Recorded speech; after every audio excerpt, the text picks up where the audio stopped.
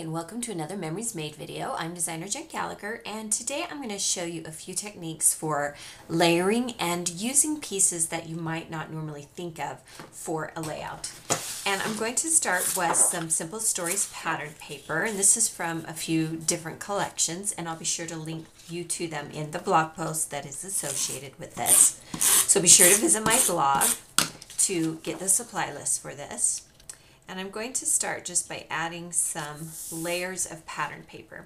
And although these came in 12 by 12, I am using them at smaller lengths. So one way to start layering is to simply use smaller elements or smaller sizes of the paper. I liked this number paper too, and you'll notice that when I cut it slightly smaller on both the top and the bottom because I didn't want it to be a perfect square. So one thing you can do in layering is you can use it at a different size. Now I'm going to use something different than you might normally think of. This is from a Studio Calico mini album kit, and this is from an October Afternoon mini album kit. And they are designed to be mini albums, but I've used them frequently as design elements on my page. And one reason why I like to use them is they're large, and large elements fill up a space quickly. So I'm simply going to layer them on my page, and I'm going to use this other side. I also like that they have these cool tabs on them, which helps fill some space as well. Then at the bottom of the page, I'm going to use a photo border punch, and there's a lot of different border punches. I have them from all different companies. I have them from Fiskars and American Crafts, and depending on what you're trying to accomplish and the look, you'll want to look for, sorry, I'm pulling them out of my drawer, but you want to look for shapes that you'll use frequently. And I have a couple of different notebook punches because I like different looks depending on the style of page I'm doing. So I've cut this out of craft cardstock, and I'm going to adhere it at the bottom. And I don't like to use an entire sheet when I'm doing border punches because it's a waste of paper. So this is a great way to use up some of your scraps. And I've pre-cut this so that it will fit perfectly at the bottom of my layout. And this is another way that you can layer, and that is to add a border punch strip or a border sticker to your layout.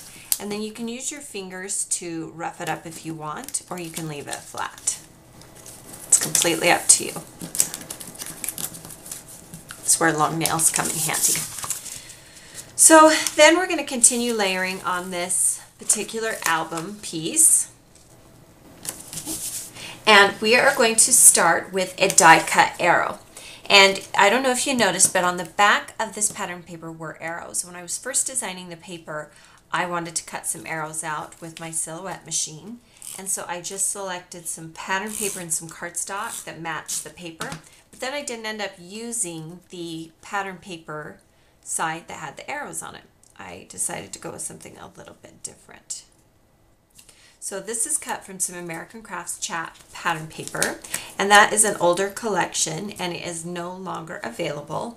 So I will be sure to link you to some other options. This is a negative photo strip, and I created this in Photoshop. And I'm going to show you in some photo step outs in this video how I created it. So be sure to watch the next few seconds of the video to see how I created this in Photoshop.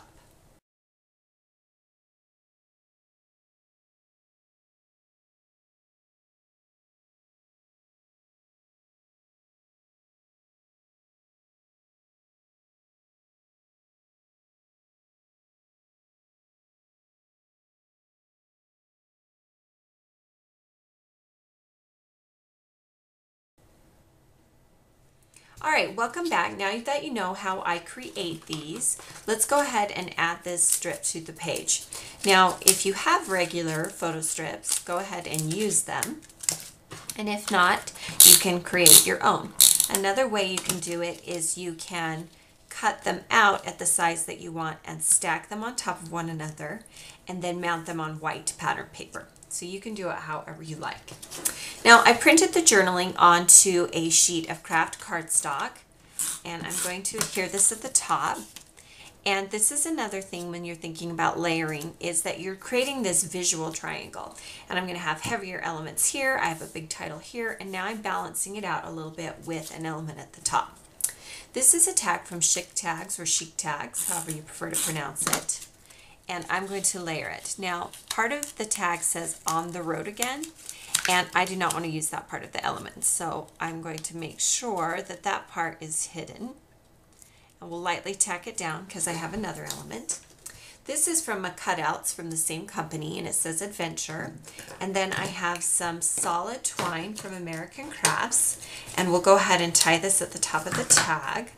So one way you can layer is you can add some texture with flare or brads or twine or ribbon, and that is considered one of the layers.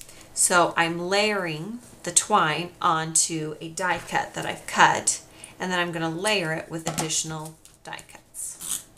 I don't need the entire tag, so I'm going to go ahead and trim off the bottom part, and we will stick that in to the top of the journaling block.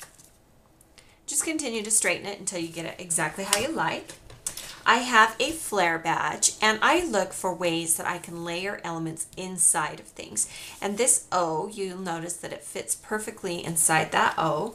And so I'm going to go ahead and layer it there. I'm going to add a few glue dots to the back of it.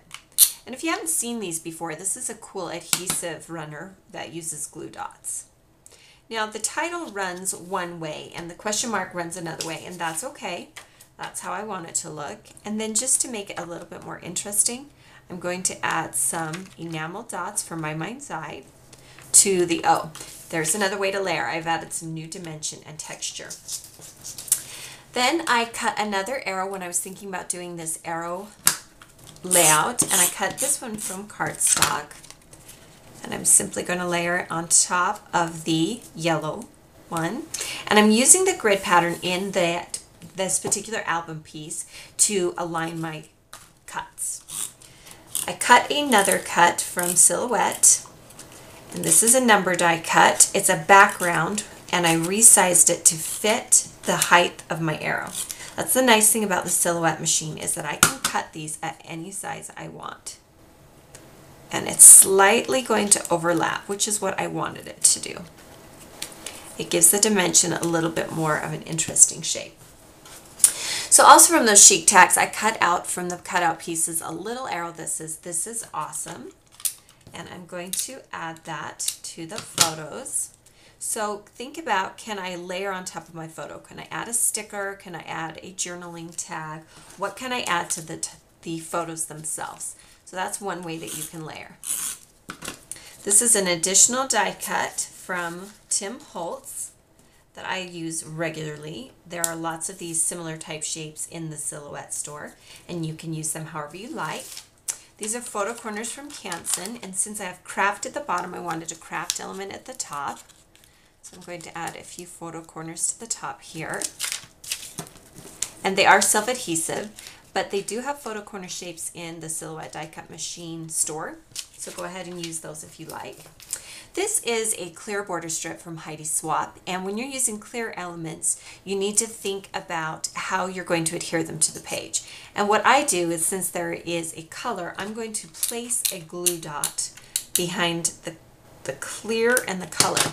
So it's barely noticeable, but I've strategically placed it so it doesn't show. So you need to think about that when you're using clear elements.